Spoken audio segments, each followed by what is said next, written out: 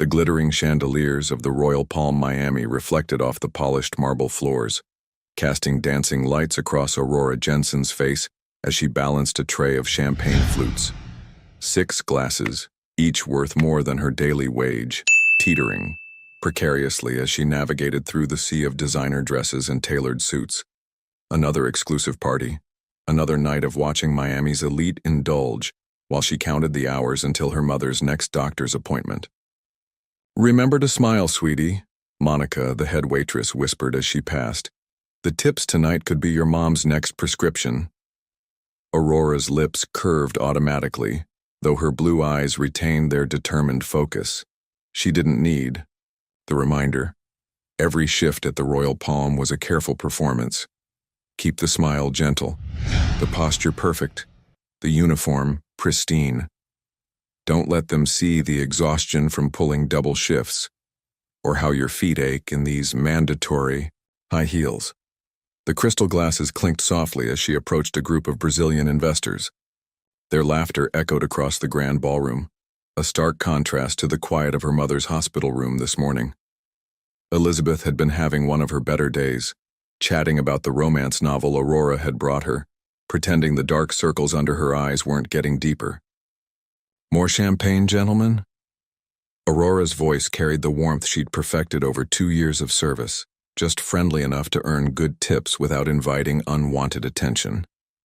As she distributed the glasses, a flash of movement caught her. The crowd parted like waves before a ship's bow, and she glimpsed what had caused the subtle shift in the room's energy. Maddox Christopher Hale had arrived.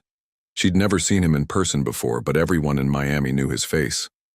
The business magazines called him the Ice King, the billionaire CEO who'd turned his father's failing shipping company into a global empire before he'd turned 30.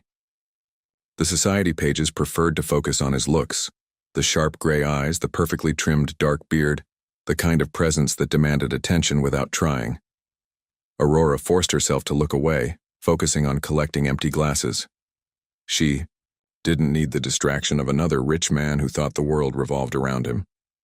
She had enough on her plate, literally and figuratively.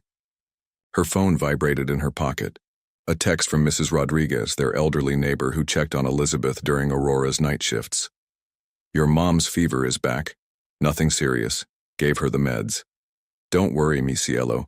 Focus on work." Aurora's fingers tightened around the tray. Don't worry, as if she'd done anything else since the diagnosis 18 months ago.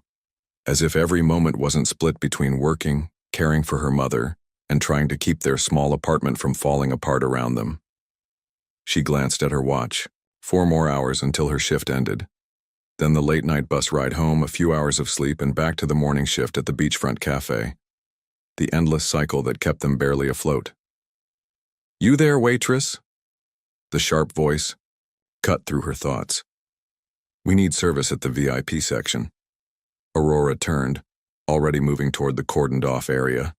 The hotel manager, Mr. Richards, stood at the velvet rope, his round face flushed with the particular anxiety he reserved for their most important guests. Behind him, she could see Maddox Hale holding court, surrounded by men in suits worth more than her yearly salary. "Jensen, thank God." Richards grabbed her arm as she approached, his voice low and urgent. Mr. Hale's personal assistant called ahead with specific requirements. "Everything must be perfect. You're my best server, don't let me down." Aurora nodded, falling into the familiar rhythm. "Check your appearance." Blonde waves still neatly pulled back, lipstick fresh, uniform spotless. "Adjust your smile.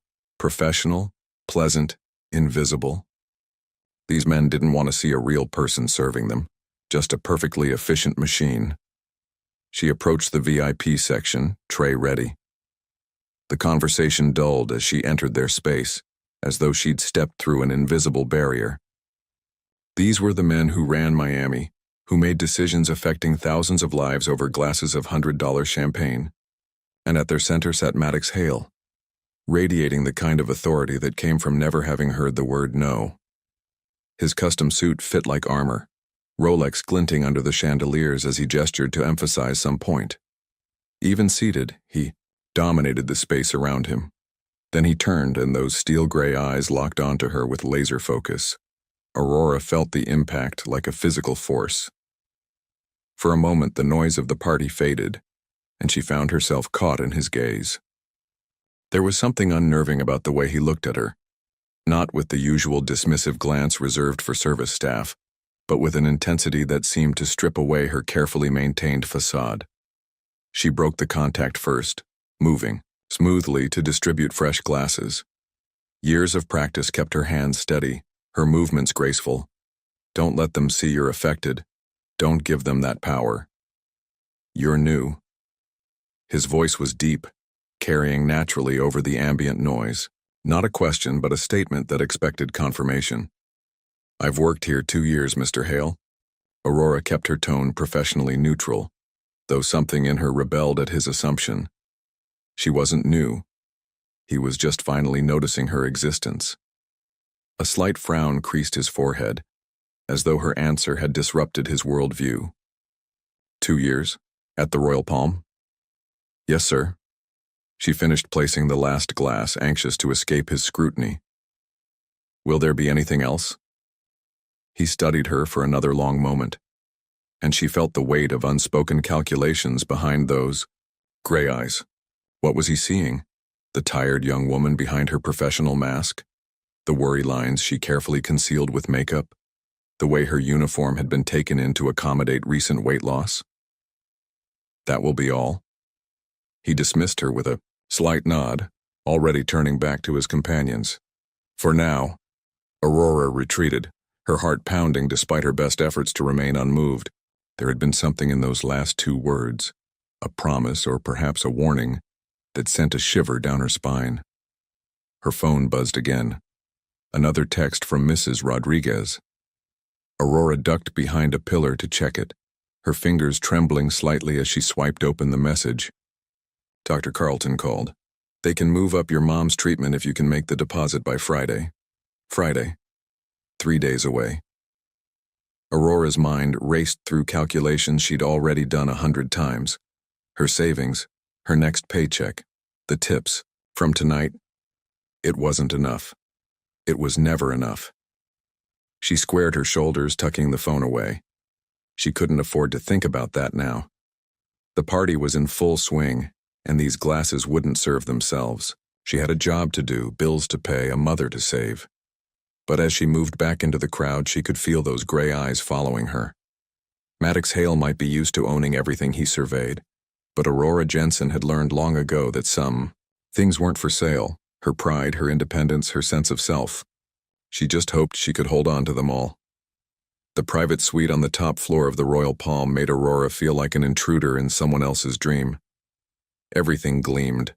The crystal decanters arranged on silver trays, the floor-to-ceiling, windows offering a panoramic view of Miami's glittering skyline, the imported marble that probably cost more than her mother's entire medical bill. VIP service requested in Suite 1801, Mr. Richards had said, thrusting a bottle of Macallan 25 into her hands. Mr. Hale's personal guest. Discretion is paramount. Now, standing outside the mahogany double doors, Aurora took a steadying breath. The weight of the scotch, worth several months' rent, reminded her why she was here. Friday's deadline loomed, and premium service meant premium tips. She couldn't afford to let Maddox Hale's unsettling presence throw her off balance. She knocked, professional smile already in place. Enter. The voice was feminine, cultured, with a hint of impatience. Aurora pushed open the door to find a woman perched on one of the suite's Italian leather sofas. She wore a red designer dress that hugged every curve, diamonds dripping from her ears and throat. Finally, the woman sighed, checking a diamond-encrusted watch. I was beginning to think I'd been forgotten. Pour me a drink, darling, and then we can discuss the arrangements. Aurora moved to the bar cart, her movements precise and practiced. Of course, ma'am. How would you prefer your scotch? Scotch? The woman laughed, the sound sharp as breaking glass. Oh, honey, I don't touch the stuff. Champagne for me. And do hurry. Maddox doesn't like to be kept waiting. Aurora's hand faltered slightly as she reached for a champagne flute. Something felt off about this interaction, but she couldn't place what. Mr. Hale requested this specific bottle of Macallan. Mr. Hale requested a companion for the evening, not a bartending lesson. The woman stood, smoothing her dress. Though I must say the uniform is a nice touch, very authentic. The champagne bottle nearly slipped from Aurora's fingers as understanding dawned. Her cheeks burned with a mixture of embarrassment and indignation. This woman thought she was, and Mr. Richards had sent her up here knowing. "There's been a mistake," Aurora said, setting down the bottle with more force than necessary. "I'm a waitress, an actual employee of the Royal Palm." The woman's perfectly sculpted eyebrows rose. "Oh, sweetie, there's no need to stay in character. Maddox's tastes are well known in certain circles. Pretty young thing, working class. Background, touch of innocence." She waved a manicured hand. "You've got the look down perfectly, though the pride might be laying it on a bit thick." Aurora's fingers curled into fists at her sides. The insult burned deeper than the woman probably realized, striking at every insecurity she'd fought to overcome. Every time someone had looked at her and seen only her face, her body, a thing to be bought and sold. "I am not for sale," she said, her voice low and fierce. "And you can tell Mr. Hale that if he wants to arrange that kind of company, he should look elsewhere." The woman's amused expression faltered. "You really are?" The suite's door swung open. Maddox Hale filled the doorway, his commanding presence seeming to shrink the luxurious space. His gray eyes took in the scene. Aurora's rigid posture, the woman's startled face, the untouched bottles on the bar cart. "Victoria." His voice could have frozen Miami Bay. "I wasn't aware you'd be here." The woman, Victoria, recovered, quickly sliding into a practiced smile. "Darling, I thought I'd save you the trouble of making arrangements, though there seems to have been some confusion with your entertainment for the evening." Aurora had never felt more humiliated in her life. The assumption that she was for sale, that she was part of some practiced game for rich men's amusement, it struck at something deep and vulnerable inside her. "The only confusion," Maddox said, his gaze fixed on Aurora with an intensity that made her breath catch, "is your presence in my suite. Leave." Victoria's smile cracked. "Maddox, surely you don't mean now." The word carried the weight of absolute authority. Victoria gathered her clutch and swept past him, the door clicking, shut behind her with finality. Silence stretched between them. Aurora could feel her heart hammering against her ribs, could see her own reflection fractured in the window's glass. Blonde hair escaping its neat twist, cheeks flushed with anger, and something else she didn't want to name. "Ms. Jensen." Maddox's voice was carefully controlled. "I assure you, this was not my doing." "Really?" The word escaped before she could stop it, sharp with disbelief. "Because according to your friend, this is exactly your type. Pretty young things playing dress-up as working class. Is that why you were watching me at the party? Calculating how much I'd cost?" She saw something flash in his eyes. Anger, perhaps, or surprise at being challenged. He took a step forward, and Aurora fought the urge to step back. "You're making assumptions," he said, each word precise as a knife's edge. "Dangerous ones." "I'm making assumptions?" Aurora gave a bitter laugh. "I'm not the one who had a high-class escort waiting to proposition hotel staff. Tell me, Mr. Hale, how many waitresses have you confused for something else?" She knew she should stop talking. This man could have her fired with a single word, but something had snapped inside her. All the fear and frustration of the past, months boiling over. "You're angry." He stated it like a fascinating observation, his head tilting slightly. "Most people in your position would be apologizing right now, trying to save their job. Most people in my position have never been mistaken for a prostitute in their workplace." The crude word felt foreign on her tongue, but she wanted it to hurt. "And I don't apologize for other people's mistakes." Maddox moved closer, and this time Aurora did step back, her hip hitting the bar cart. The crystal decanters chimed softly, a discordant note in the charged atmosphere. "No," he said, softly. I don't imagine you apologize for much of anything, Ms. Jensen. It's refreshing. The compliment threw her off balance. She'd expected threats, dismissal, maybe an insincere apology. Not this strange intensity, this focused attention that made her skin prickle with awareness. I should go. She needed to escape this suite, this man, this situation that was spiraling beyond her control. I have tables waiting. Of course. He stepped aside, clearing her path to the door, but as she moved past him, he spoke again. Though I find myself wondering what else you don't apologize for. Aurora paused, her hand on the doorknob. She could feel the heat radiating from his body, smell the subtle notes of his cologne, something expensive and masculine that made her think of winter nights and dangerous decisions. I don't apologize for knowing my worth, she said, meeting his gaze one final time. Remember that, Mr. Hale, the next time you're making assumptions about hotel staff. She left before he could respond, her heels clicking rapidly against the marble floors as she fled to the service elevator. Only when the doors closed did she allow herself to shake, adrenaline coursing through her veins. Her phone buzzed, another message from Mrs. Rodriguez about her mother's medication. Reality crashed back like a wave, drowning the lingering tension of her encounter with Maddox Hale. She had more important things to worry about than billionaires and their games.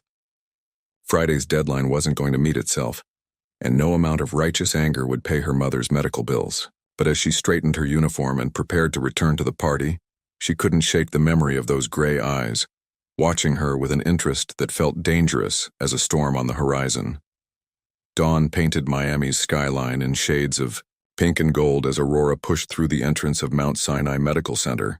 The morning shift at the beachfront cafe had ended early, a rare blessing that meant she could visit her mother before heading to the Royal Palm for another evening of avoiding Maddox Hale's penetrating stare. The hospital corridors held their usual morning bustle, nurses changing shifts, the squeak of cartwheels, the distant chime of call buttons. Aurora had walked these halls so many times she could navigate them blindfolded, could recognize the specific antiseptic smell of each wing, could name every nurse by their footsteps. Good morning, sunshine. Elizabeth Jensen's voice carried down the corridor before Aurora even reached her room. Despite everything, her mother's spirit remained undiminished, a beacon of light in the sterile hospital environment. Aurora paused in the doorway, drinking in the sight of her mother. Elizabeth sat propped up in bed, her silver-streaked blonde, hair pulled back in a neat braid, probably Mrs. Rodriguez's handiwork. She was reading one of the romance novels Aurora brought her weekly, the ones they used to giggle over together during better days. Mom, you're supposed to be resting. Aurora crossed to the bed, dropping a kiss on her mother's forehead. The skin felt warm, not quite fever warm, but enough to add another worry to Aurora's growing collection. Oh, please, I've done enough resting to last 3 lifetimes. Elizabeth patted the bed beside her. Tell me about work instead. Any handsome princes sweep you off your feet yet? Aurora's mind flashed to steel gray eyes and the scent of expensive cologne. She pushed the thought away firmly. Mom, not every story needs a prince. No, but they're much more fun with one. Elizabeth's knowing smile faded as she studied her daughter's face. You look tired, baby. Are you taking double shifts again? I'm fine. Aurora busied herself arranging the fresh flowers she'd brought. Simple daisies from the corner store, all she could afford after paying the electricity bill. Dr. Carlton called about moving up your treatment. Elizabeth's expression turned serious. Aurora Marie Jensen, don't you dare take on more hours for my sake. I mean it. It's just temporary. Aurora forced brightness into her voice. Besides, the tips at the Royal Palm are really good right now. We've got all these VIP events. The same events where that CEO has been watching you? Aurora's head snapped up. How did you? Mrs. Rodriguez tells me things. Elizabeth's eyes twinkled, with familiar mischief. Like how this mysterious billionaire keeps requesting you specifically for service. Heat crept up Aurora's neck.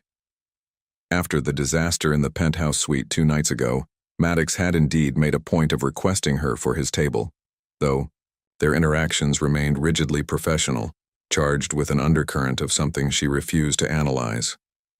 "It's not like that," she muttered. "He's just trying to make up for a misunderstanding. A misunderstanding that made you come home looking like you'd seen a ghost." Elizabeth raised an eyebrow. "Or swallowed a thundercloud." Before Aurora could respond, a sharp knock interrupted them. Dr. Carlton entered, his usual warm smile shadowed with concern as he reviewed the chart in his hands. "Good morning, ladies." He nodded to them both.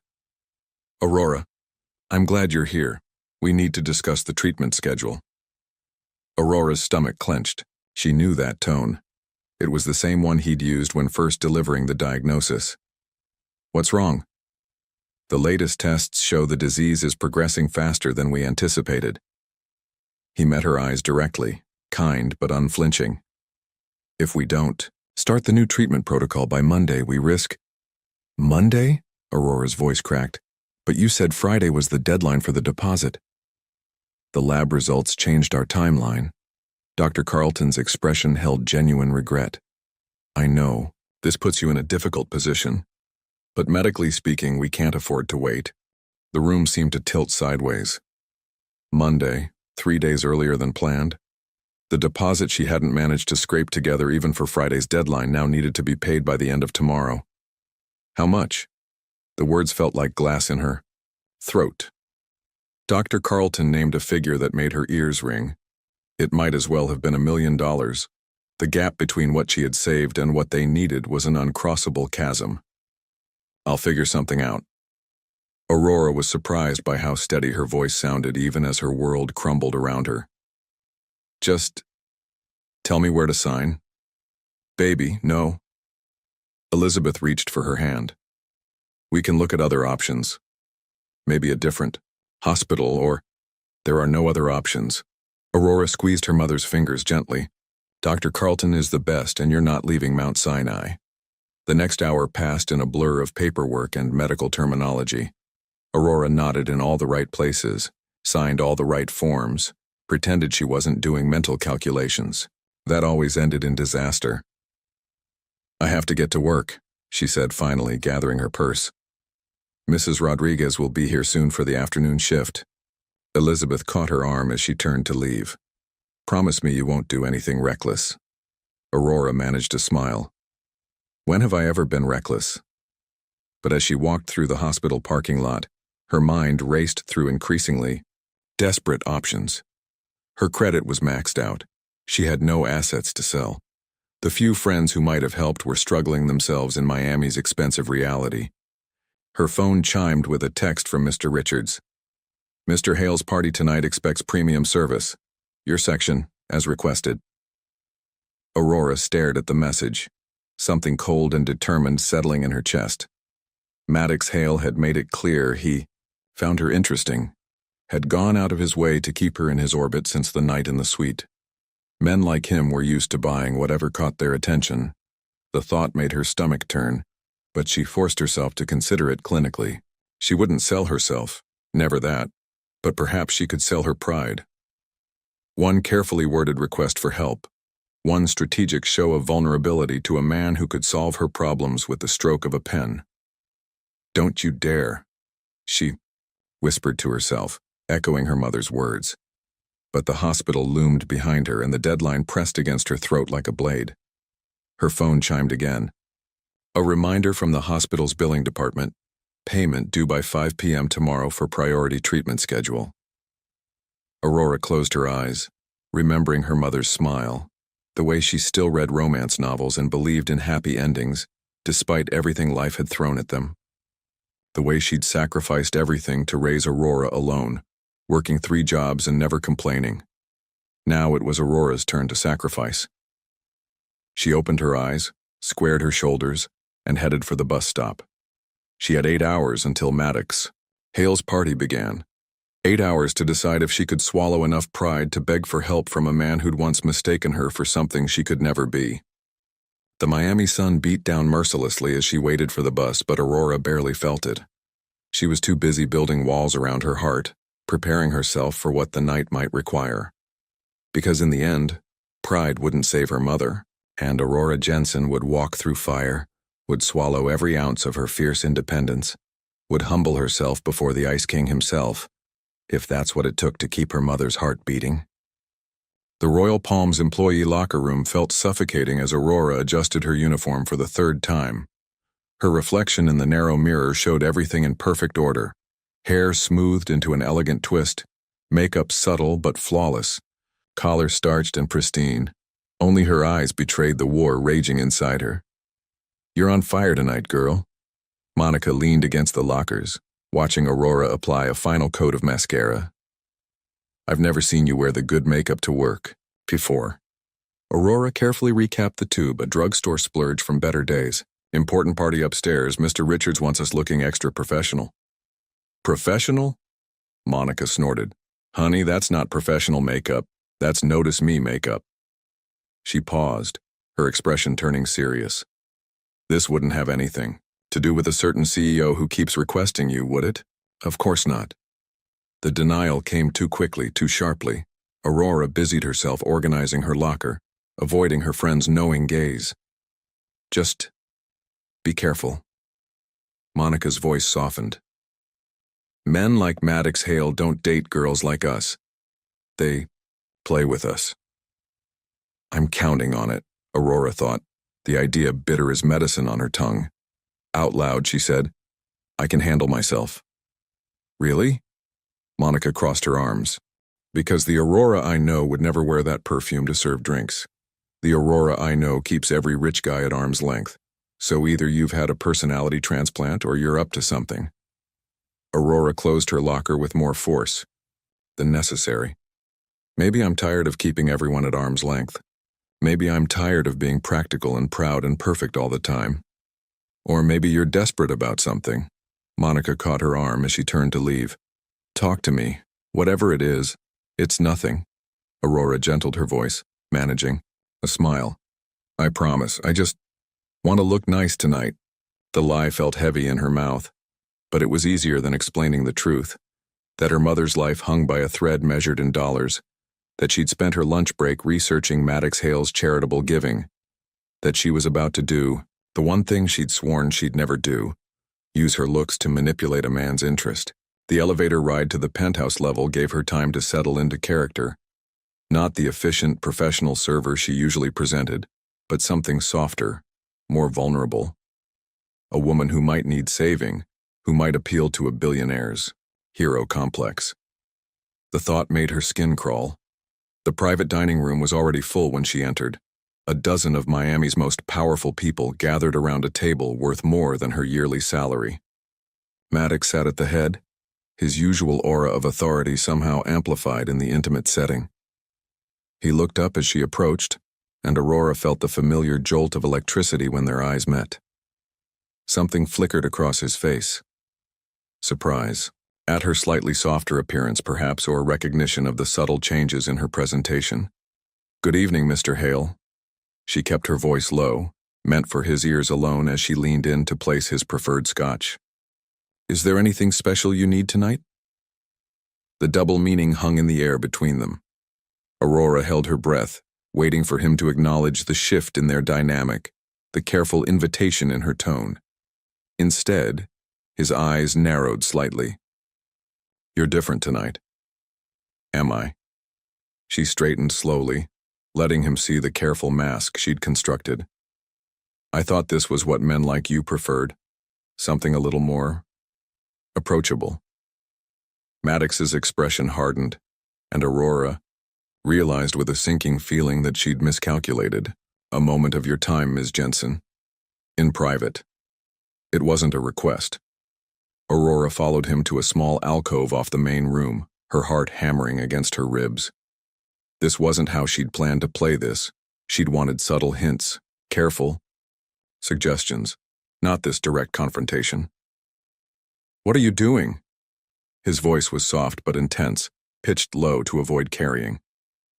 "I don't know what you don't." The word cut like a blade. "You haven't looked me in the eye since you walked in. You're wearing perfume. You've changed your makeup, your hair, even the way you move. So I'll ask again, what game are you playing?" Aurora felt her carefully constructed facade cracking. Of course he'd see through it. He hadn't built an empire by being easily manipulated. It's not a game. The words scraped her throat raw. I need help? His tone was dangerously gentle now. And you thought the best way to get it was to transform yourself into what you imagine I want. Humiliation burned through her, hot as fever. You thought wrong. Maddox stepped closer, close enough that she had to tilt her head back to meet his gaze. The woman who stood in my suite and told me she wasn't for sale? Who looked me in the eye and demanded respect? That woman interested me. This performance? He gestured to her altered appearance.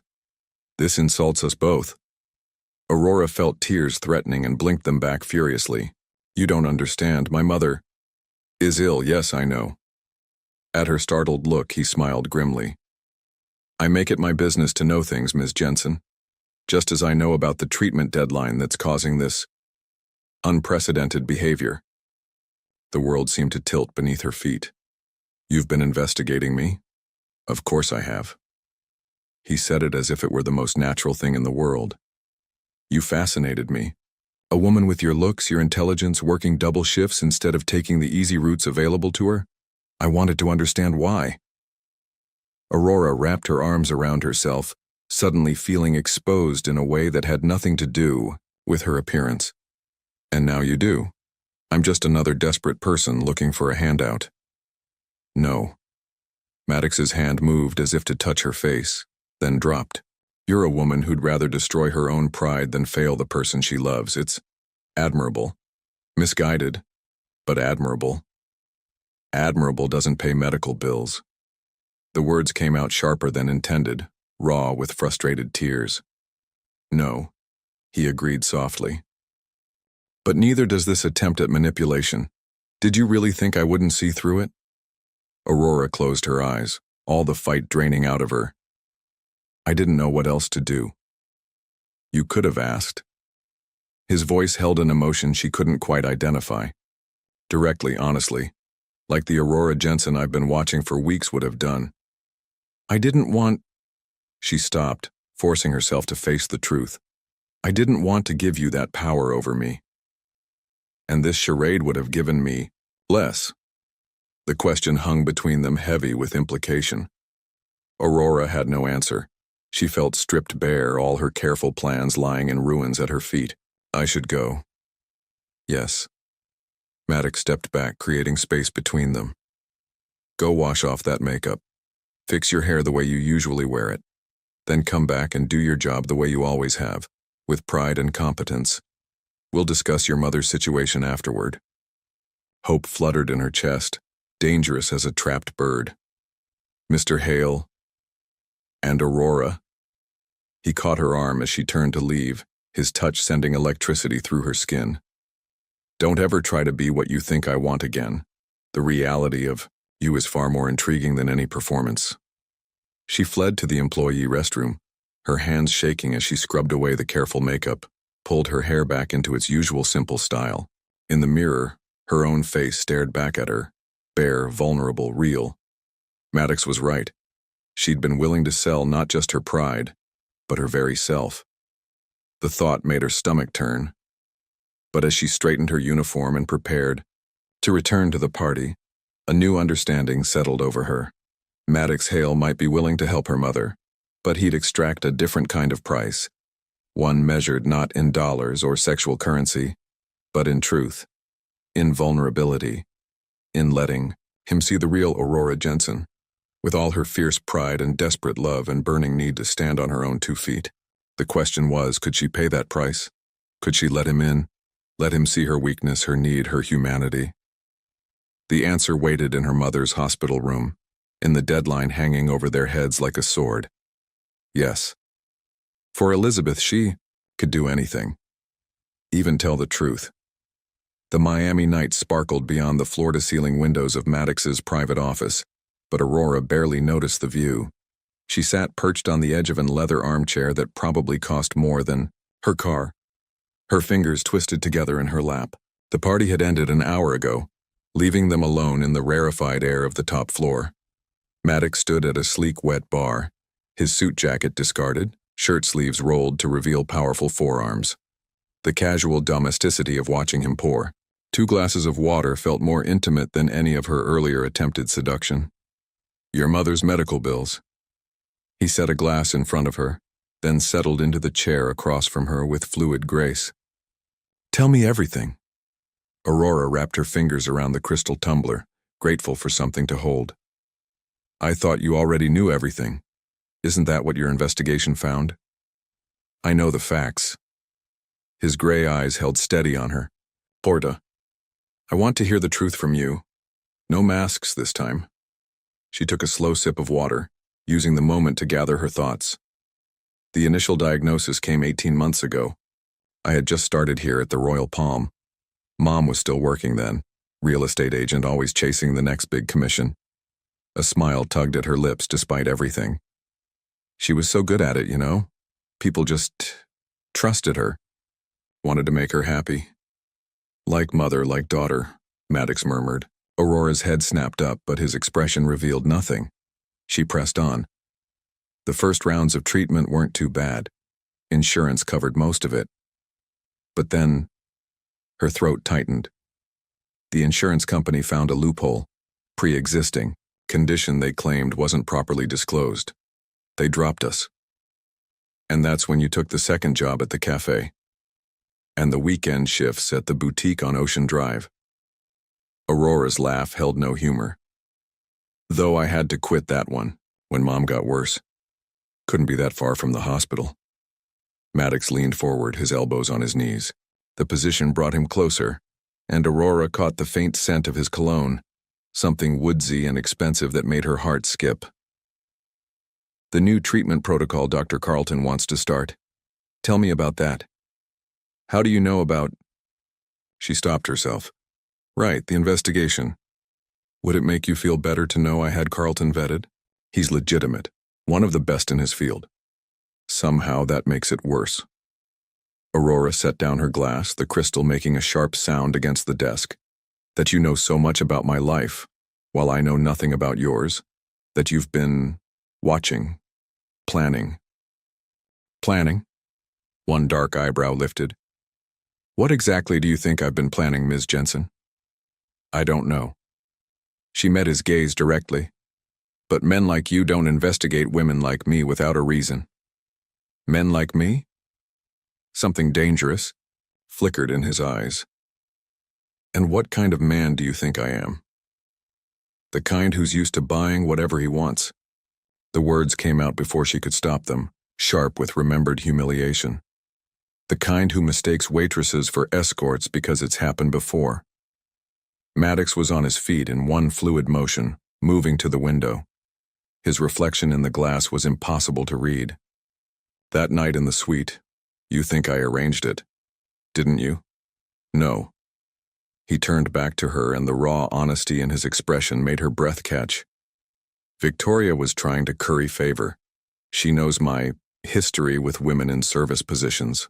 Thought she could orchestrate something I'd appreciate. Your history? Aurora's mouth went dry.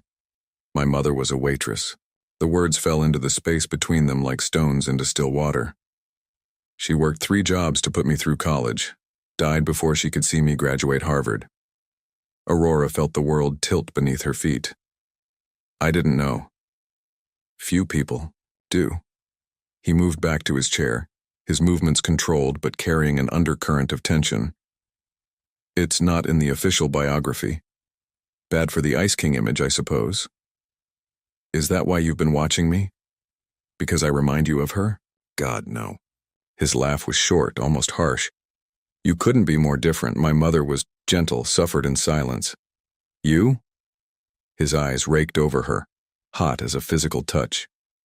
You burn with everything you feel, fight with every breath. It's extraordinary. Heat bloomed in Aurora's chest, spreading through her limbs like wildfire. I'm not extraordinary. I'm just surviving. Surviving would be finding a rich man to solve your problems. God knows you've had offers. His voice held an edge she couldn't quite read. but you'd rather work yourself to exhaustion than take the easy way out. Why? Because I am not for sale. The words emerged fierce, automatic. My pride, my independence, my self-respect, they're all I have. And yet you came to me tonight, ready to trade them away. Shame burned in her throat. Because I love my mother more than my pride. Because watching her suffer is worse than any humiliation. Tears pricked at her eyes. Because sometimes being strong means knowing when to bend. Silence stretched. Between them, heavy with unspoken things. Outside, Miami's lights twinkled like earthbound stars, indifferent to the drama unfolding in their glow. $800,000. Maddox's voice was very quiet. Aurora's heart stopped. What? The full course of treatment, including aftercare and rehabilitation. That's what it would take to save your mother's life. She felt dizzy, the number spinning in her head like a roulette wheel. I can't. I know. He leaned forward again, his presence filling her senses. That's why I'm going to pay it. The world seemed to pause, reality suspended in the space between heartbeats. Why? Because you fascinate me. His honesty was brutal, beautiful.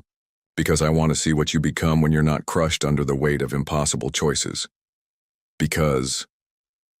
He paused, something vulnerable flickering across his face. Because I want to know who Aurora Jensen is when she's not fighting, for survival. And what do you want in return? The question emerged as barely a whisper. Dinner? Aurora blinked. What? Have dinner with me. Not as a waitress, not as someone who owes me anything. Just dinner. One evening of absolute honesty between us. Just dinner? Suspicion warred with hope in her chest. No strings? The only string is truth. His eyes held hers, unflinching. I'll transfer the money tonight before we eat. Your mother's treatment starts tomorrow as scheduled. All I want is one meal where you're not serving me, not fighting me, not trying to manipulate me, just you, the real you.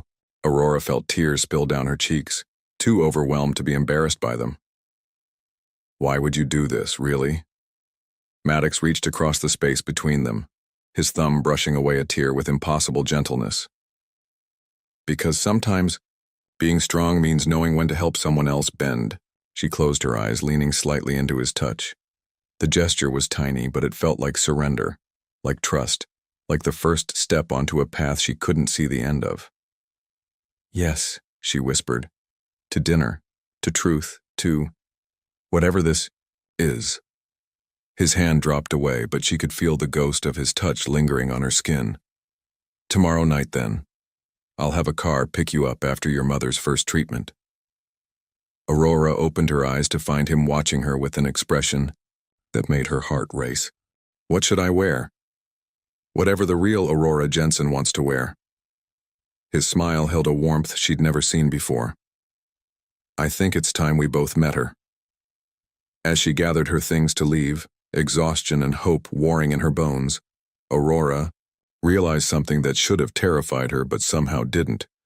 Maddox Hale might have bought her mother's survival, but he'd won something far more valuable. He'd won her truth. The setting sun painted Mount Sinai Medical Center in shades of amber and rose, but Aurora barely noticed the beauty. She was too focused on her mother's radiant smile, on the color returning to Elizabeth's cheeks after her first advanced treatment. The nurse says your mysterious benefactor called 3 times today to check on the procedure. Elizabeth's eyes sparkled with familiar mischief. Want to tell me how last night really went? Aurora busied herself adjusting the fresh flowers. On the bedside table, proper roses this time, not corner store daisies. Nothing happened, Mom, we just talked. Talked?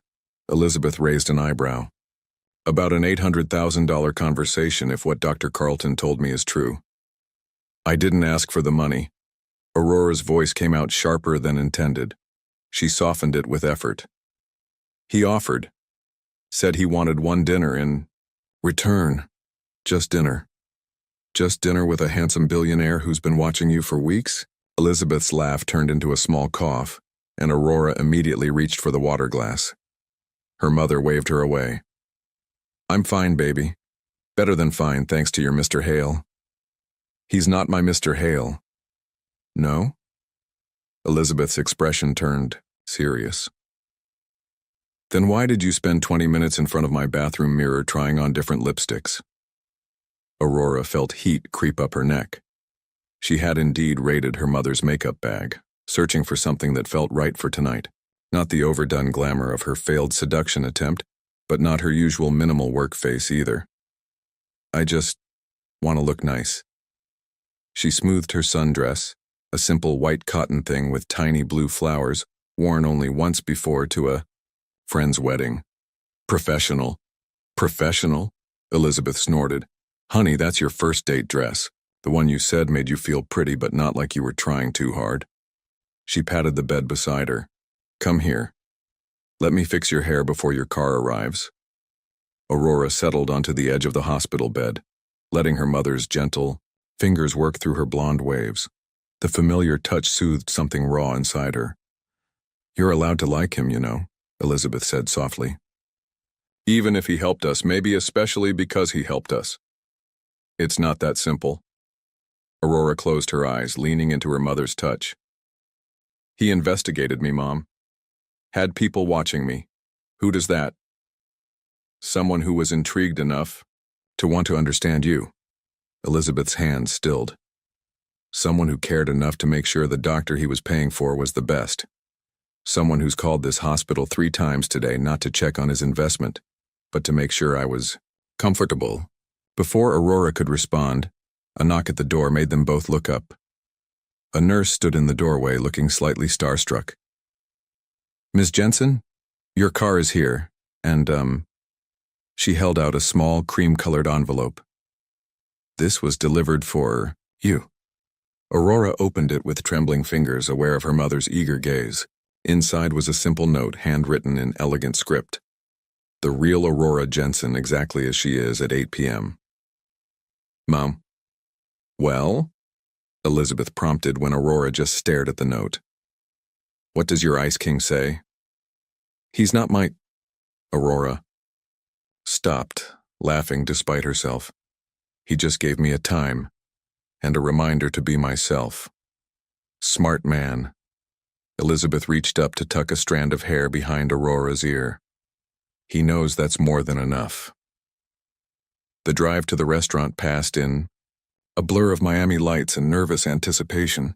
The car, a sleek black Mercedes with buttery leather seats, wound through the city's glittering streets until it reached a small, elegant building in South Beach. "Le Petit Jardin," the driver announced, opening her door. "Mr. Hale is waiting, in the private garden." Aurora's heartbeat quickened as she followed a hostess through the intimate restaurant. The main dining room was beautiful, all soft lighting and white tablecloths, but they bypassed it entirely. A set of French doors opened onto a hidden courtyard, where tropical flowers climbed the walls and tiny lights twinkled in the gathering dusk. Maddox stood as she approached their secluded table. He wore a charcoal suit that fit him perfectly, but he'd left off the tie, his collar open at the throat. The casual touch made him look somehow more approachable, though no less devastating. "Aurora," her name in his voice sent shivers down her spine. "You look—" He trailed off, and she felt a moment of panic. "Is something wrong?" "No." His eyes traveled over her, not the predatory gaze she'd feared, but something softer, almost wondering. "You look exactly like yourself. It's perfect." Heat bloomed in her cheeks as he held her chair, his fingers brushing her bare shoulder as she sat. The touch felt electric, charged with possibility. "How is your mother?" He took his own seat, his expression genuinely concerned. "The doctor said the first treatment went well, but I wanted to hear it from you." Aurora's throat tightened unexpectedly. "You really did call 3 times to check on her?" "Of course." He looked surprised that she'd doubted it. "I told you, Aurora, no masks tonight. That includes questioning my genuine concern for Elizabeth's welfare." "I'm not used to it." The admission slipped out before she could stop it. People caring. helping without wanting something in return. I do want something in return. His voice dropped lower, intimate in the garden's soft light. I want to know you, the real you. No waitress uniform, no brave face, no walls. The walls are part of who I am. She met his gaze steadily. They're how I survived. Then tell me about that. He leaned forward, his presence filling her senses. Tell me how Aurora Jensen became the woman who'd work 3 jobs instead of taking the easy way out, who'd rather serve drinks to billionaires than marry one, who looks at a man worth billions and sees, what exactly? A man who's just as afraid of being used as I am. The words emerged without conscious thought, raw with truth. Something flashed in his eyes, recognition, perhaps, or respect. And there she is, the real Aurora Jensen. He lifted his wineglass. To honesty between survivors. Aurora raised her own glass, the crystal catching the fairy lights strung above them. To walls coming down. Slowly. Slowly, he agreed, his smile warming his entire face. We have time. And sitting there in the magical garden, watching Miami's most powerful man look at her like she was something precious rather than something to possess, Aurora felt the first of her walls begin to crumble. Not from force or seduction or desperation, but from the simple power of being seen, really seen exactly as she was. The real Aurora Jensen was finally ready to be known. Steam rose from Aurora's coffee cup as she sat in the Royal Palms employee break room, trying to focus on Monica's excited chatter, but her mind kept drifting back to last night's dinner, the way Maddox's eyes had softened when she told him about her childhood dreams of becoming a writer, how his laugh had transformed his entire face when she described her disastrous first day as a waitress. Earth to Aurora! Monica waved a hand in front of her face. Girl, you haven't heard a word I've said, have you? Sorry. Aurora wrapped her fingers tighter around the warm cup. I'm just tired. Late night. Monica's knowing smile grew wider. Would this late night have anything to do with why the Ice King's private car was seen leaving Le Petit Jardin? Or why you're wearing the same dreamy expression my teenage daughter gets over boy band posters? I'm not. Aurora stopped, catching her own reflection in the break room's scratched mirror. She did look different. Softer somehow, despite the shadows of exhaustion under her eyes. It was just dinner. Just dinner? Monica raised an eyebrow. The same way he just paid for your mother's entire medical treatment? Aurora's spine stiffened. How did you... Honey, the whole hotel is talking about it. The mysterious billionaire who swept in to save the pretty waitress's sick mother? Monica's expression turned serious. It's like something out of a movie that usually ends with the pretty waitress getting her heart broken. It's not like that. Aurora set down her cup with more force than necessary. We're not what? Dating? Falling for each other? Monica leaned forward. Because I saw the way he looked at you last week when you were serving his table. That man wants more than dinner conversation. Before Aurora could respond, the break room door swung open. Mr. Richard stood there, his round face flushed with excitement. Jensen, thank God you're here early. The Preston wedding party had a last-minute venue change due to the weather forecast. They're moving the reception to our ballroom tonight. He thrust a stack of papers at her. I need you to handle the transition. You're the only one I trust to manage it properly. Aurora took the papers automatically, her heart sinking as she saw the complexity of the arrangements. But sir, I'm supposed to be off at 6. My mother's doctor. Already taken care of. Richards beamed. Mr. Hale called personally to say he's arranged for your mother's evening appointment to be moved to tomorrow morning. Said something about making sure you had the flexibility to handle this. Really, Jensen, having friends in high places suits you. He bustled away, leaving Aurora staring at the papers in her hands. Monica whistled low. Rearranging your mother's medical schedule so you can work late? She shook her head. That's some next-level controlling behavior, girl. He was trying to help. But something cold settled in Aurora's stomach. Had Maddox really called her mother's doctor without discussing it with her first? The day passed in a blur of wedding preparations. Aurora threw herself into the work, grateful for the distraction from her conflicted thoughts. By late afternoon, the ballroom was transformed, white roses and crystal centerpieces gleaming under the chandeliers, everything perfect for the wealthy bride's rescheduled reception. Beautiful job. The voice behind her made her jump. She turned to find Maddox standing in the ballroom doorway, looking devastating in a navy suit that made his gray eyes seem stormy. Though I'm not surprised. You have an eye for detail. What are you doing here? Aurora glanced around, but the room was empty, the calm before the wedding storm. I wanted to see you. He moved closer, his presence filling her senses. And to make sure you weren't upset about the schedule change. I know how important your mother's appointments are, but when Richards called about needing his best person for this event, you should have asked me first. The words came out sharper than intended. My mother's care isn't something you get to reorganize without consulting me. Maddox's expression shifted, something like respect flickering in his eyes. You're right. I apologize. I'm not used to consulting others about my decisions. Clearly. Aurora crossed her arms, but found her anger softening at his genuine contrition. I understand you were trying to help. But my independence matters to me, even more now that she swallowed hard, now that I owe you so much. You owe me nothing. He stepped closer, close enough that she could smell his cologne, could see the tiny flecks of silver in his gray eyes. The money was a gift, not a debt, not a way to control you. Then why did you do it? She lifted her chin, forcing herself to hold his intense gaze. The truth this time. All of it. Maddox was quiet for a long moment, studying her face as if memorizing every detail.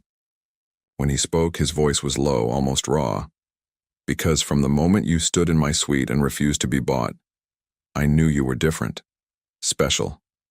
Because watching you fight so hard, care so deeply, shine so brightly despite everything life threw at you, it made me feel something I haven't felt in years. What? The word was barely a whisper. Hope. His hand came up to cup her cheek, his thumb brushing over her skin with exquisite gentleness. Hope that not everyone in my world is trying to manipulate me. That real connections still exist. That maybe, just maybe, there's one person who could want me for myself and not my bank account. Aurora's heart thundered in her chest. She should step back, should maintain professional distance, should remember all the reasons this was a terrible idea. Instead, she found herself leaning slightly into his touch. And what if you're wrong? Her voice trembled. What if I'm not that person? Then I'll have the memory of one perfect dinner where we were both completely real with each other. His other hand came up, framing her face. But somehow I don't think I'm wrong. The air between them crackled with electricity, with possibility, with danger. Aurora felt herself swaying forward, drawn by the magnetic pull of his presence. A crash from the hallway shattered the moment. They jumped apart as catering staff began streaming in with tables and chairs, the wedding machinery grinding into motion.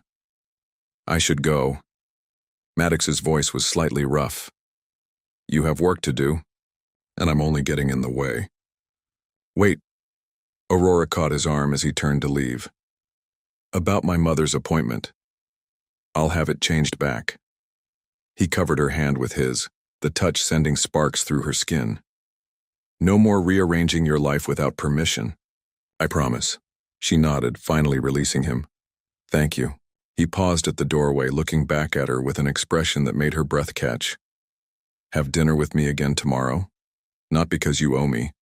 Not because of any obligation. Just because I miss hearing the real Aurora Jensen's laugh. And despite every warning voice in her head, despite Monica's concerned words and her own lingering fears, Aurora found herself smiling. Yes. As she watched him leave, his powerful presence parting the sea of busy staff like Moses through the Red Sea, Aurora realized she was in dangerous waters. Because somewhere between that first confrontation in his suite and last night's intimate dinner, something had shifted.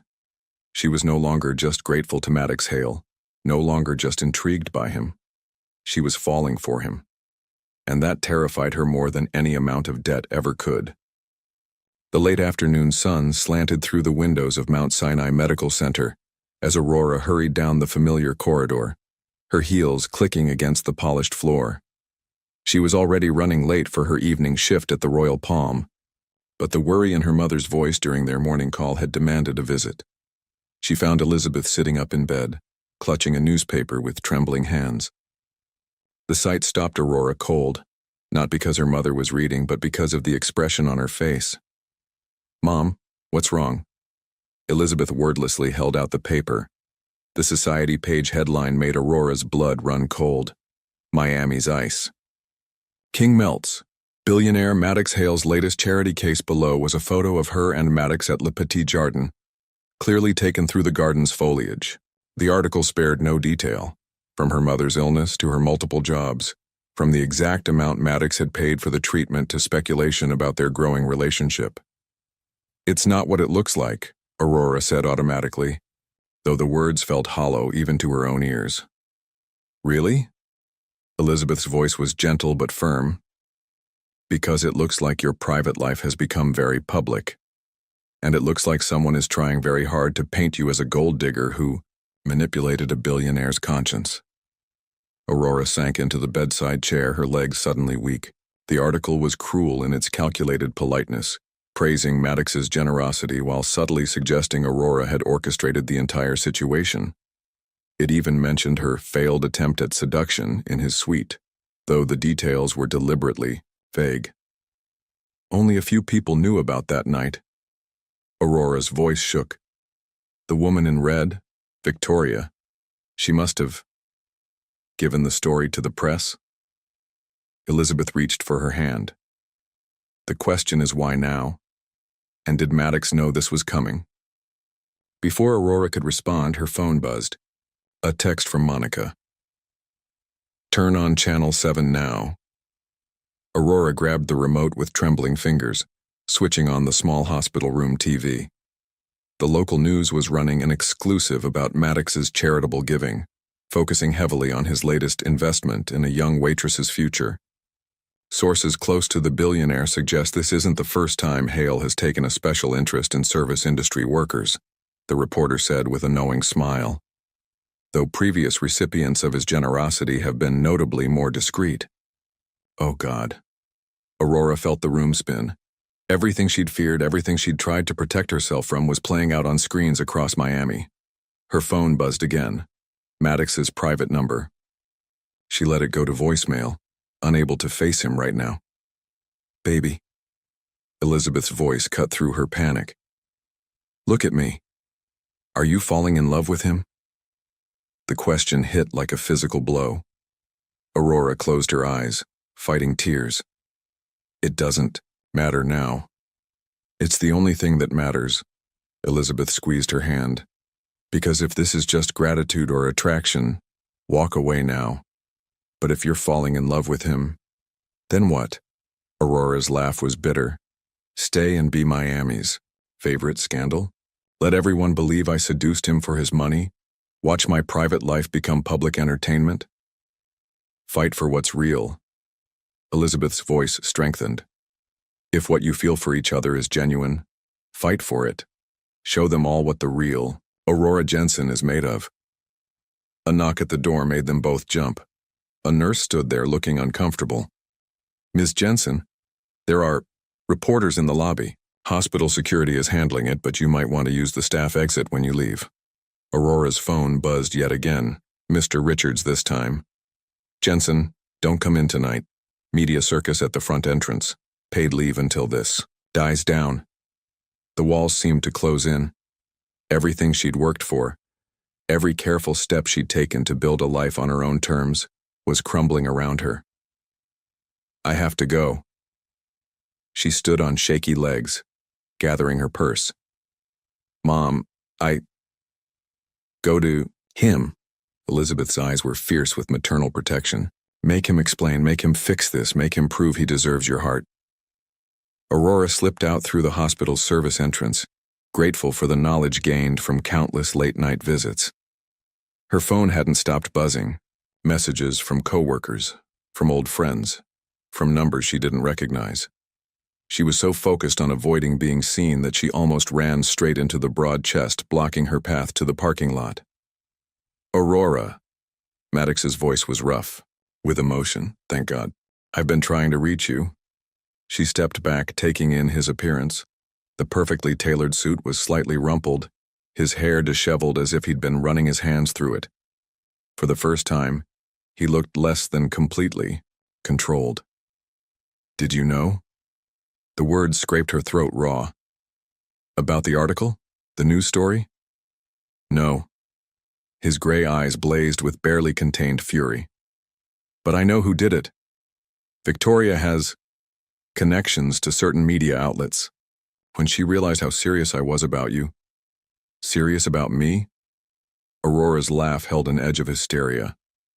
Is that what this looks like to you? Because from where I'm standing, it looks like I'm just the latest in a long line of charity cases. How many other women have you helped, Maddox? How many other desperate service workers caught your eye? It wasn't like that. He reached for her, but she stepped further back. Those were legitimate charitable donations through my foundation. It's different. Why? Because you actually got personally involved this time? Because you decided to add dinner dates to your usual philanthropy? Because I'm falling in love with you. The words exploded between them, echoing in the empty parking lot. Aurora felt them like a physical blow. Don't. She wrapped her arms around herself, trying to hold herself together. Don't say that, not now. Not when everyone in Miami is betting on how long it'll take the pretty waitress to break the Ice King's heart. Or his bank account. I don't care. What they think. Maddox moved closer, his presence overwhelming even in the open air. Let them talk. Let them speculate. The only thing that matters is what's real between us. And what is real? Aurora felt tears spill down her cheeks. How can I know? How can I trust my own feelings when you've paid my mother's medical bills? When my entire life depends on your generosity? Your life depends on your own strength. His voice softened, filled with something that made her heart ache. The money. It was never about buying you, Aurora. It was about giving you the freedom to choose. To be with me because you want to, not because you need to. And now everyone thinks I manipulated you into it. She swiped at her tears angrily, that I played some calculated game to win your attention. Then let's show them the truth. He closed the distance between them, his hands coming up to frame her face. Come away with me, right now. Let me take you somewhere we can figure this out, away from the cameras, away from the speculation. Just us, being real with each other like that first dinner. Aurora looked up into his eyes, seeing the sincerity there, the genuine emotion. It would be so easy to say yes. To let him whisk her away from the media circus, to hide in some luxury resort until the storm passed. But that would only confirm everyone's worst assumptions. I can't. The words felt like glass in her throat. I can't run away. I can't hide. And I can't. She took a shuddering breath. I can't be with you, not like this, not with all these doubts. Aurora, please. For the first time, she heard real fear in his voice. Don't let them win. Don't let their lies destroy what we could have. What we could have needs to grow in the light. She stepped back from his touch, feeling the loss like a physical wound. Not in hiding, not under this shadow of scandal and speculation. I need time, space, a chance to know my own heart without the whole world watching and waiting. For me to fail. Something shuddered in his eyes. The Ice King's mask slipped back into place, though she could see the cracks in it now. How much time? I don't know. Aurora wrapped her arms tighter around herself. Until the media circus dies down. Until I can stand on my own feet again. Until I'm sure that what I feel for you is real and not just gratitude or Stockholm Syndrome. The joke fell flat between them. Maddox's jaw tightened, but he nodded once, sharply. Your mother's treatment is secure, he said. his voice carefully controlled. The hospital has strict instructions, and your job at the Royal Palm. I'll handle my own job. She lifted her chin.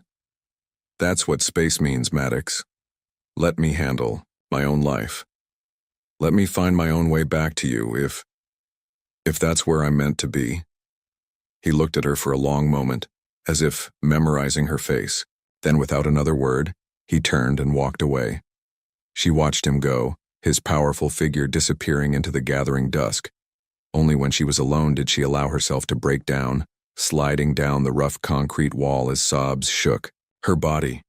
Because the cruelest part of all this, the part that hurt worse than the public speculation, worse than the career implications, worse than the damage to her pride, she was already in love with him, and she just pushed him away. 2 weeks felt like 2 years. Aurora stood at the window of her mother's hospital room watching Miami's endless summer rain paint patterns on the glass. The media frenzy had finally begun to die down, but the silence it left behind felt worse somehow. He sent flowers again. Elizabeth's voice was gentle behind her. Fresh orchids arrived every morning. No card, no message. Just perfect white blooms that filled the room with their subtle fragrance. I know. Aurora pressed her forehead against the cool glass. He's respecting my wishes about space, but making sure I know he's thinking of us. And you're sure those wishes are what you really want? Aurora turned to face her mother, taking in the improved color in her cheeks, the strength returning to her voice. The new treatment was working, a miracle she couldn't regret no matter how complicated its source. The headlines have finally stopped, she said instead of answering directly. No more Ice King's cookie-cutter romance or waitress wins, billionaire lottery. That's not what I asked. Elizabeth set aside her book. Another romance novel, Aurora noticed with a pang. The headlines don't matter. What matters is that you haven't smiled in 2 weeks, really smiled, not that brave face you put on for the nurses. Before Aurora could respond, her phone buzzed. Her heart leaped before she saw it was Monica. Girl, you need to see this. Channel 7, now. With trembling fingers, Aurora reached for the remote. The local news was running a business segment, and there was Maddox, looking devastatingly handsome but somehow harder, colder, the Ice King persona firmly in place. Your company's new charitable foundation focuses specifically on medical care for service industry workers, the reporter was saying. Some have suggested this is a response to recent personal events. The camera zoomed in on Maddox's face as he answered. The foundation was in development long before recent media speculation about my private life. But yes, I've seen firsthand how hard-working Americans can be destroyed by medical debt, how pride and independence can become barriers to accepting help. The foundation aims to remove those barriers, to provide assistance without judgment or obligation. Aurora's hands flew to her mouth. He'd taken their story, their private pain, and turned it into something that could help others. And what about the rumors that your recent involvement with a local waitress inspired this project? Maddox's expression didn't change, but Aurora, who had learned to read the tiny shifts in his face over intimate dinners and honest conversations, saw the flash of pain in his eyes.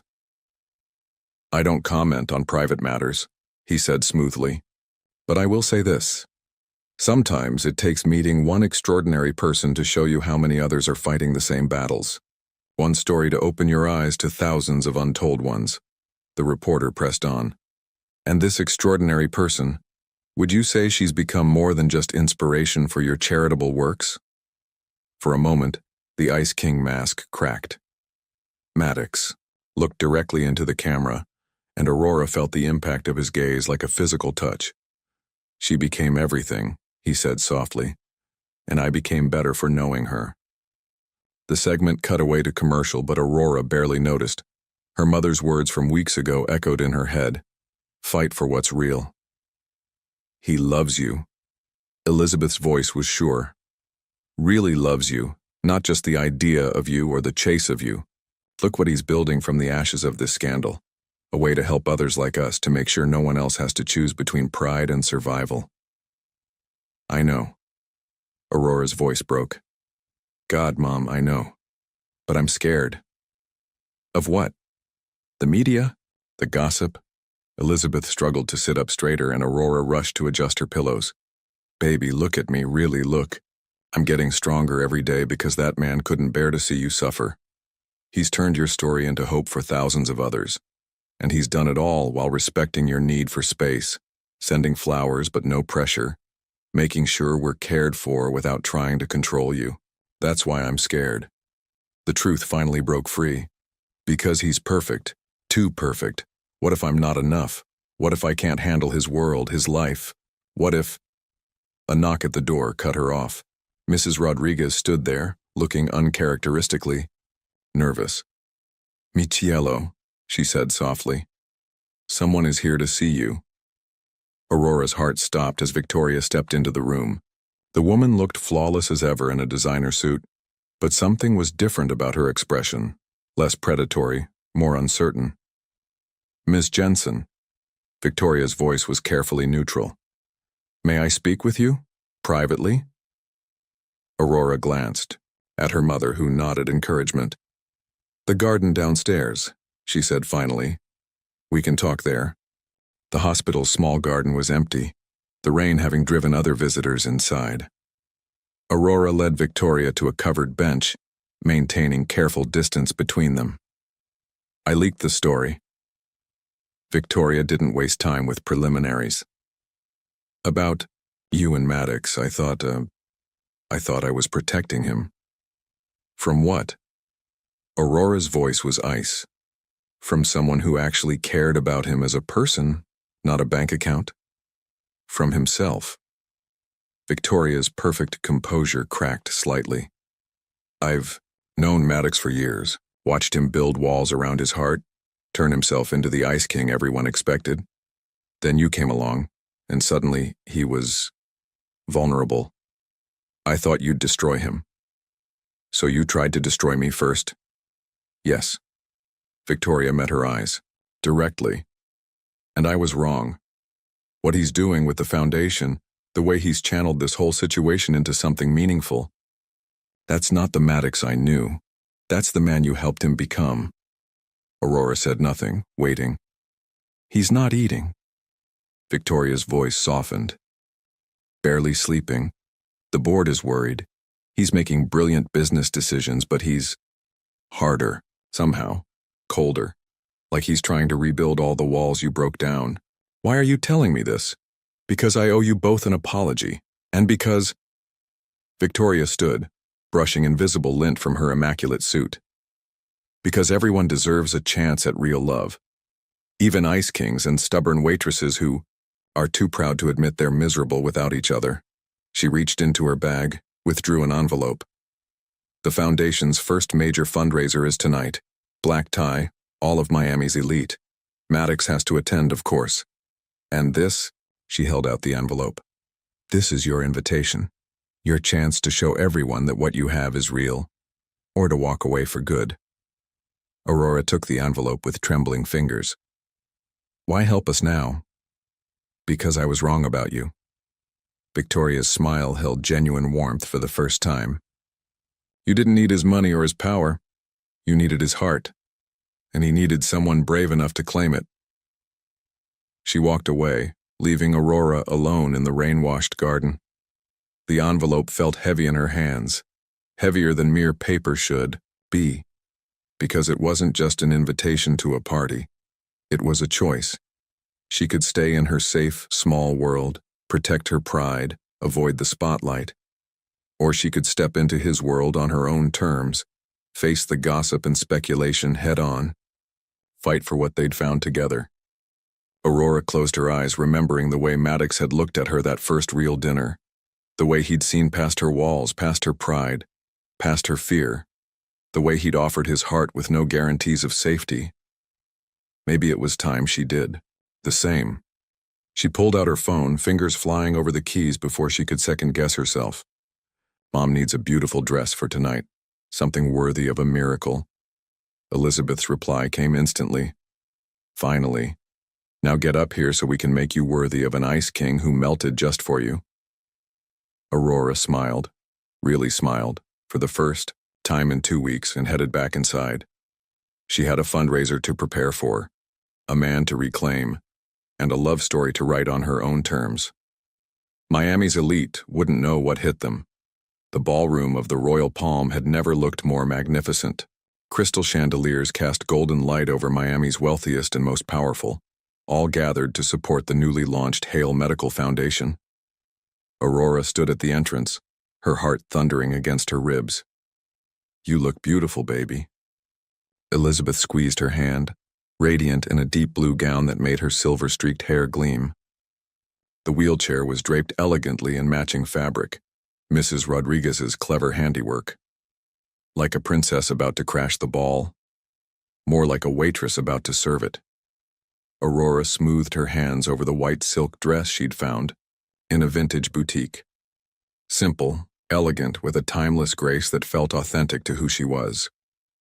No designer labels, no borrowed jewelry, just Aurora Jensen, exactly as she wanted to be seen. "Ready?" Elizabeth's eyes sparkled with maternal pride. "No." Aurora took a deep breath. "But I'm going in anyway." They made their entrance together. Mother and daughter, survivor and fighter, united in their strength. The crowd parted automatically, whispers rippling through the room like waves. Aurora held her head high, ignoring the stares and muttered comments. She'd served enough parties in this room to know its rhythm, to navigate its social currents. But tonight she wasn't here to blend into the background.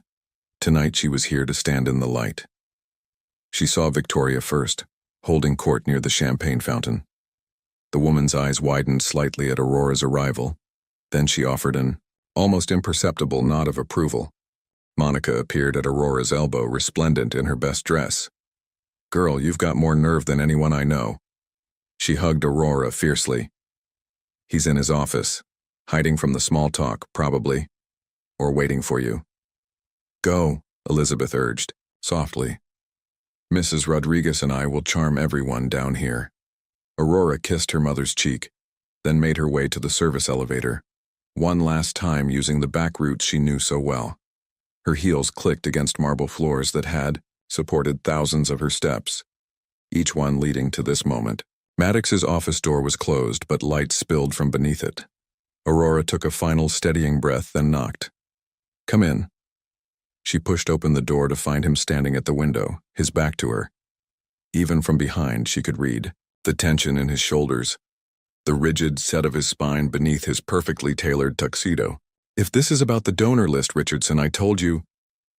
He turned, and the words died in his throat. For a long moment, they simply looked at each other. Aurora drank in the changes 2 weeks had wrought. New lines around his eyes, a certain hardness to his jaw. The Ice King's armor rebuilt in her absence. "You came." His voice was rough with emotion. "Did you doubt I would?" Yes. The honesty between them was automatic now, impossible to resist. I thought I'd lost you, that the pressure, the media, the speculation, made me run." Aurora moved closer, drawn by the magnetic pull of his presence. "I did run, but not because of them, because I was afraid of how much I felt for you, how much I needed you, how much I—" She swallowed hard. "How much I loved you." The last of his control shattered. In 2 strides he crossed the space between them, gathering her into his arms with desperate intensity. "Say it again." His voice was barely a whisper against her hair. "I love you." The words came easily now, true as sunrise. "Not your money, not your power, not what you can do for me or my mother. Just you. The man who saw me when I was invisible, who respected my pride even when it hurt us both, who took our private pain and turned it into hope for others." Hands came up to frame her face, his touch achingly gentle. "I thought if I gave you space, if I proved I could let you go. But these weeks without you—" He rested his forehead against hers. "I've been drowning without you, Aurora. Everything I've built, everything I've accomplished means nothing if I can't share it with you.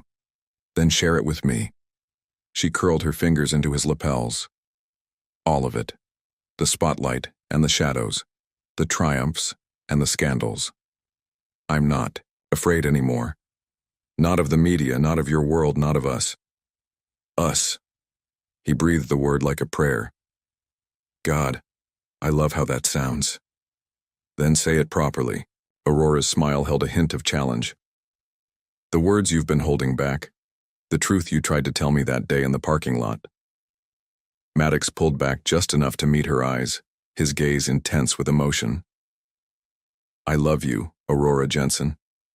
Have since the moment you stood in my suite and refused to be anything but exactly who you are. Will love you through every headline, every whispered rumor, every moment of doubt. Because you make me more than the Ice King. You make me real. She rose on tiptoe, erasing the last breath of space between them. Then kiss me like I'm real. Like we're real. Like none of the rest of it matters. His lips met hers with exquisite tenderness that quickly blazed into passionate certainty. Aurora wound her arms around his neck, pouring 2 weeks of longing and love and certainty into the kiss. His hands spanned her waist, pulling her closer, as if he could erase every moment they'd spent apart. When they finally broke apart, breathing, hard, the world felt realigned, balanced, right. We should get back to the party. Aurora straightened his bow tie with gentle fingers. Your foundation needs its founder. Our foundation. Maddox caught her hand, pressing a kiss to her palm. Everything I am, everything I build is ours now. If you want it. I want you. She twined their fingers together. The rest is just details. They took the main elevator down together, a united front. As the doors opened onto the ballroom, Aurora felt the familiar wave of stares and whispers. But this time she didn't falter. This time, she had Maddox's hand anchoring her, his strength matching her own. This time she saw her mother's proud smile, Monica's delighted grin, even Victoria's approving nod. Maddox led her to the center of the room, signaling the orchestra. As the opening notes of a waltz filled the air, he turned to face her. Dance, with me? His smile held all the warmth the Ice King had supposedly never possessed. Show them all what real love looks like. Aurora stepped into his arms with the certainty of coming home. As they moved across the floor, the whispers turned to murmurs of appreciation. Because no one could look at them and see anything but truth. Anything but love. Anything but two people who had found each other across every barrier of class and circumstance. They're all watching, she murmured against his shoulder. Let them. He pressed a kiss to her temple. Let them see that the Ice King melted for love, that the waitress chose the man, not the money, that real stories don't fit in convenient headlines. Our story. Aurora lifted her face to his, smiling. Still being written. Always. Maddox's eyes shone with promise, though I think I know how this chapter ends. As his lips met hers in the middle of the dance floor, surrounded by Miami's elite but lost in their own perfect world, Aurora knew he was right. This chapter ended with love winning, with truth defeating speculation, with two people choosing each other exactly as they were. But their story, their real story, it was just beginning. The sunlight streaming through the Royal Palms windows painted everything in shades of gold, much like that first night when Aurora had balanced champagne flutes and hidden her exhaustion behind a professional smile. But today she walked through the lobby not as a waitress but as the executive director of the Hale Medical Foundation. Mrs. Hale, Monica rushed forward, enveloping her in a warm hug. I still can't believe you're letting us host the 1-year anniversary gala here. Aurora returned the embrace, smiling at the use of her new name. 3 months of marriage hadn't made it feel any less surreal. Where else would we celebrate? This is where our story began. Speaking of stories, Monica gestured to the magazine she was holding. Another society page feature, but this one was different. No scandal, No speculation, just a glowing report on the Foundation's achievements. Over 500 families helped, millions in medical, debt erased, and a revolutionary program that let service industry workers access healthcare without sacrificing their dignity. The Ice King and the Waitress, a modern fairy tale that changed Miami. Aurora read the headline aloud, shaking her head with amusement. At least they're finally getting the story right. Thanks to you proving them all wrong. Elizabeth's voice carried across the lobby as she walked toward them. Actually walked, her strength fully restored after a year of proper treatment. Though I noticed they still love that Ice King nickname, even though everyone knows Maddox is about as icy as a Miami summer. Aurora laughed, remembering how her husband had melted just that morning, watching her get ready for work. How his eyes still lit up every time she entered a room. How his touch still sent electricity through her skin. The Foundation's new headquarters looks amazing, Monica said, gesturing across the street where a modern building rose into the Miami skyline. Its ground floor housed a free medical clinic, its upper levels dedicated to the administrative work of helping others like Aurora's mother. We wanted it close to the hotel. Aurora's voice softened. To remind everyone where it all started. That sometimes the most important stories begin in the most unexpected places. A familiar presence warmed her back, strong arms sliding around her waist. Like a billionaire falling in love with a waitress who refused to be bought, Aurora leaned back into Maddox's embrace, savoring the solid strength of him. Or a waitress falling in love with a so-called Ice King who turned out to have the warmest heart in Miami. You two are still sickeningly sweet, Victoria declared, striding through the front doors in her role as the Foundation's head of public relations. But we have work to do. The anniversary gala won't plan itself. Actually, Maddox's arms tightened slightly around Aurora. I'm stealing my wife for lunch first. Doctor's orders. Aurora turned in his embrace, noting the barely contained excitement in his eyes. Doctor's orders? What are you?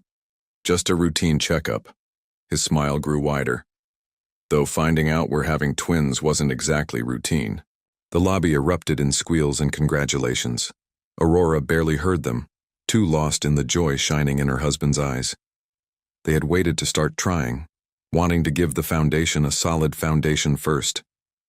Now everything was falling into place with a perfection that would have seemed impossible a year ago.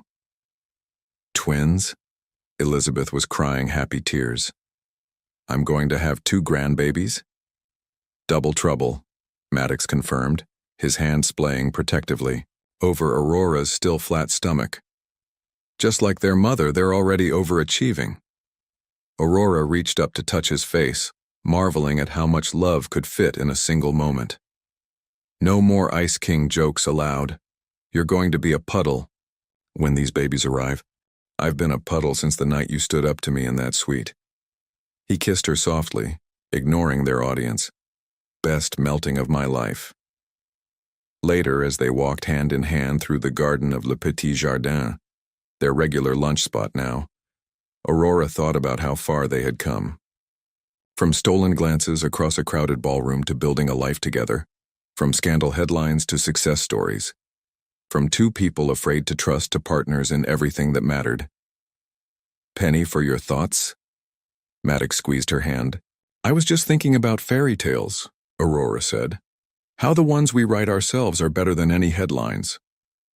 Speaking of writing, he pulled out a small package wrapped in simple white paper. Happy early anniversary. Inside was a leather-bound journal, its pages blank and waiting. On the first page, Maddox had written in his elegant hand, for the real Aurora Jensen Hale, to write our next chapters together. All my love, your permanently melted Ice King. Aurora felt happy tears spill down her cheeks. Our next chapters? Twins are just the beginning. He gathered her close, his hand gentle over their growing miracles. We have a lifetime of stories ahead of us. And there, in the garden where they had first been truly honest with each other, Aurora kissed her husband and embraced their future, knowing that the best stories aren't about perfect princes or fairy godmothers granting wishes. There, about real people choosing love, about pride becoming partnership, about two hearts finding home in each other. They're about an ice king who melted for love, and a waitress who proved that true worth isn't measured in dollars but in the courage to be exactly who you are. And they're about the happy endings you write for yourself, one honest moment at a time. If you were in Aurora's shoes, would you have the courage to give up your pride for love? To face the cruel headlines and judgments of society? To fight for a true feeling? Or would you have protected yourself behind the walls you built, passing up the chance of a love that could change not only your life, but the lives of so many other people through the foundation that was born from this story? Your participation in the channel is very important. Please leave your opinion in the comments. Thank you for watching. If you enjoyed the story, please subscribe to our channel and leave a comment below, letting us know what you thought. Your feedback and support mean a lot to us. Stay tuned for more exciting stories.